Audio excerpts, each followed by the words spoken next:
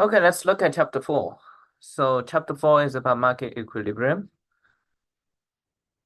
And first you understand what is market about. So market is a place where the goods are exchanged in the fashion of market negotiation. So it's voluntary exchange. It's not by control and command, which is a common tool on the planned economy. Here, market is the place where the sellers meet the buyers and one extend offer to the other and the other accepts the offer and eventually the transaction is done voluntarily, okay, at a price that both sides of the market can agree. So previously we learned demand, we learned supply.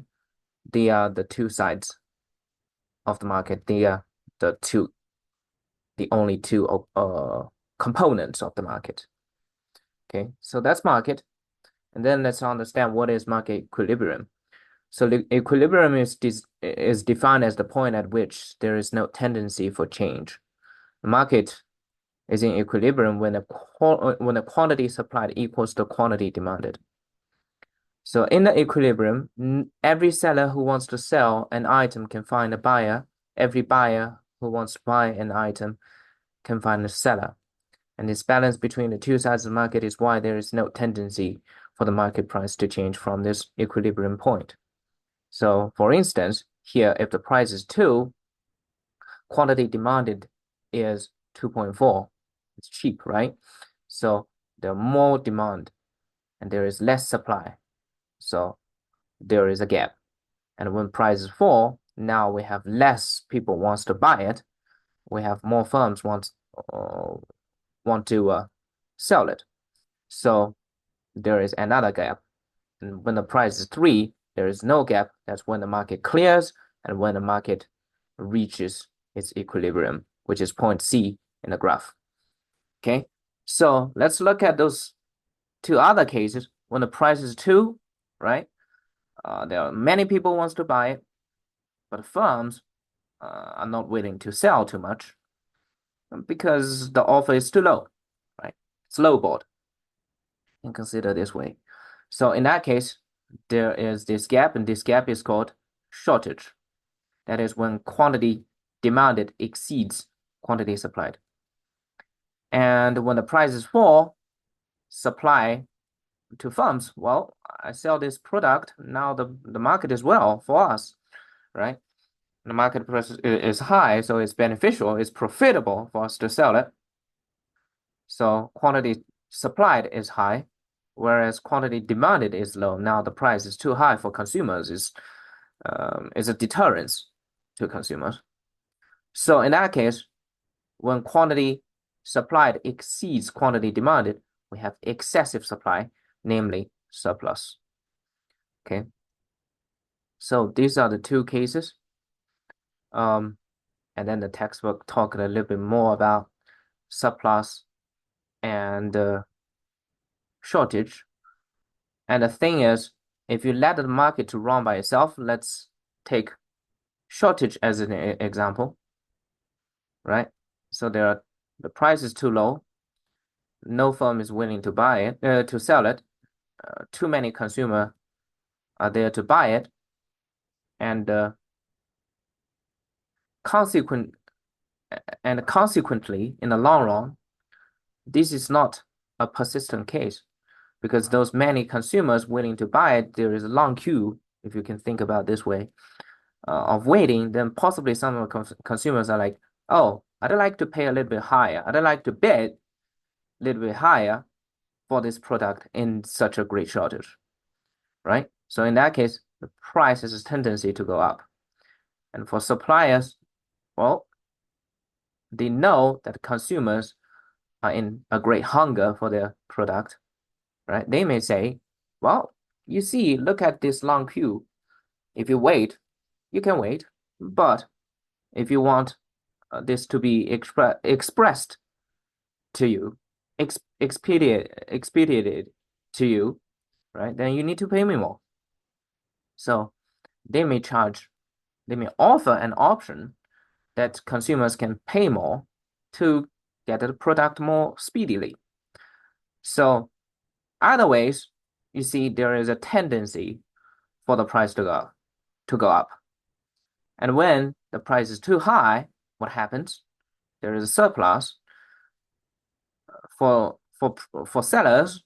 Well, this kind of excessive supply is going to end up in their storage, and we know storage is costly, right? So they may be under stress and then talk to the consumers, hey, I'm gonna give you a 10%, 20% discount as long as you can help me digest my storage, right? And for consumers,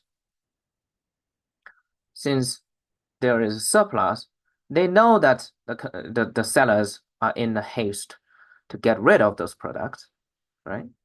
So probably they will be only accepting a low price when this surplus is a publicly non-information.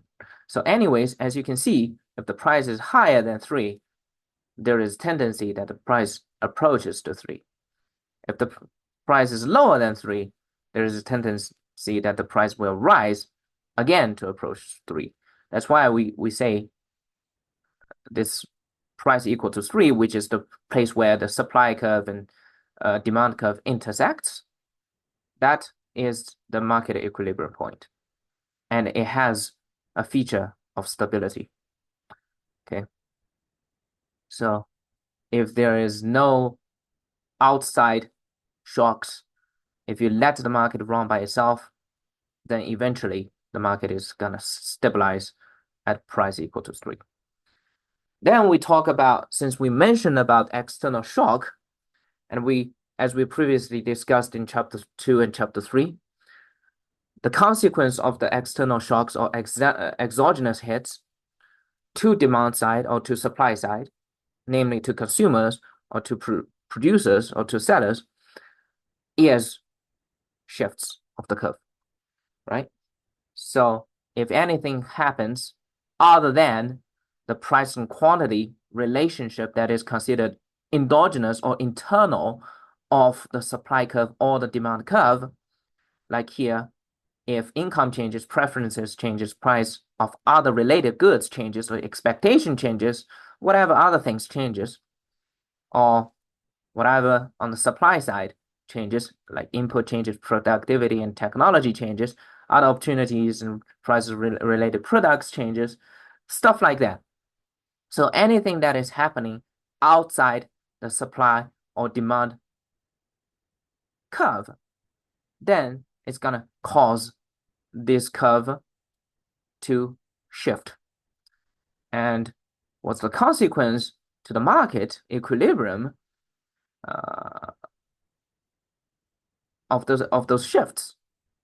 Well, it is that the market equilibrium price or market equilibrium quantity will change. So let's start from simple. The simple case is we only have one side changes. For instance, if there is increase in demand, what happens? Let's first think about intuition.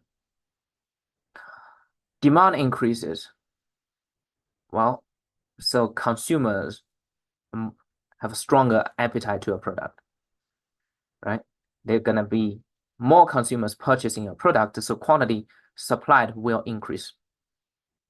And since more consumers are hungered for your product, right? They're chasing after your product, eventually the price will be pushed higher. So the the price demanded will increase as well. So now let's verify that with a graph. So if there is increase in demand, well, the demand curve is going to shift outwards. And in the book, it's called shift to the right, right? Shift to the right. And here we see the intersection point, which is market equilibrium, changes from price equal to 3 to price equal to 4. And also the quantity demanded shifts up from 2 to 2.5. So that's the consequence of increase in demand. And the consequences of decrease in demand is demand decrease, now we have less consumers for certain reason. Say preference change, right? They don't like a product anymore. The product is outdated, right? The thing is, we have less consumers, then we can sell less. The market equilibrium quantity will decrease, and the less consumers are willing to buy a product. You don't have such a strong stance as a seller to hold a price high, so the price will drop, right? So from 3 to 2. That's why you see, for instance, iPhone 13, right? When it was first released, the price could be high, the quantity could be high, but after iPhone 14 is released, iPhone 13 has a price discount, and the sale of iPhone 13 will also decrease. Now let's look at supply side. If there's an increase in supply, right? Let's say if we have more firms entering into the market, right? We have a boom in economics, right? Then the consequence of that is supply curve will shift to the right. Okay, so let's look at the graph first. In that case, supply curve shift to the right, shift outwards. The consequence is the price will drop, the quantity supply will increase. Now let's verify that with our intuition. So what happens if, say, we have a strong economy, right? We cut the tax, we cut the corporate tax, so the firms are incentivized, more firms are incentivized to open, to operate. In that case, we have the number of firms will increase, right? So supply will increase. And for the quantity side, because we have many more firms entering into the market producing, right?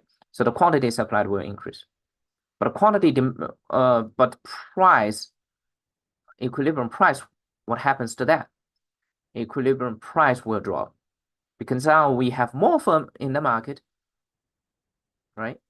We have richer supply of this product, and those firms are competing, right? Then that gives consumers a better standing. Since those firms are competing for consumers, and here because ceteris paribus, we consider the consumer body to be unchanged. It's just limited amount of consumers.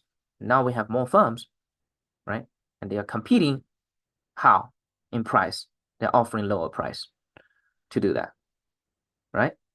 That's why we consider when firms are encouraged, very likely the market price will drop. So the market price drops, and we have richer supply of the product. So that's the first one. And the second one, a decrease in supply, right? And example for that could be COVID, because it closed down. A lot of firms, like restaurants, they may have closed. And the consequence of those firms shutting down is the number of firms will decrease, and the result is the supply will decrease. If there is decrease in supply, let's look at the graph. Decrease in supply, the supply curve will shift inwards, namely shift to the left, shift closer, right, to the point of origin, closer to the inside. Then the consequence is on the graph. It is that the market price will increase, the market quantity will decrease. Now let's look at intuition. So there are less restaurants surviving in the market. We still have so many consumers. Now it's consumers running after limited amount of suppliers, right? And this shortage is gonna push the price high from 3 to 4. And we only have those, say originally we had 10 restaurants in Cedar City, now we only have 2, right? Each of them, even if they run 24/7, the best they can do is so many dishes to be served each day. Then, because of the exits of other firms, the quantity supply, the best they can do decreases, right? So here, price will increase, market quantity will decrease as the consequence. So there are several examples. I encourage you to read through that, but actually for each case I've given you one example in verbal form already. Those are supplemental materials to help you better digest this. Thank you very much.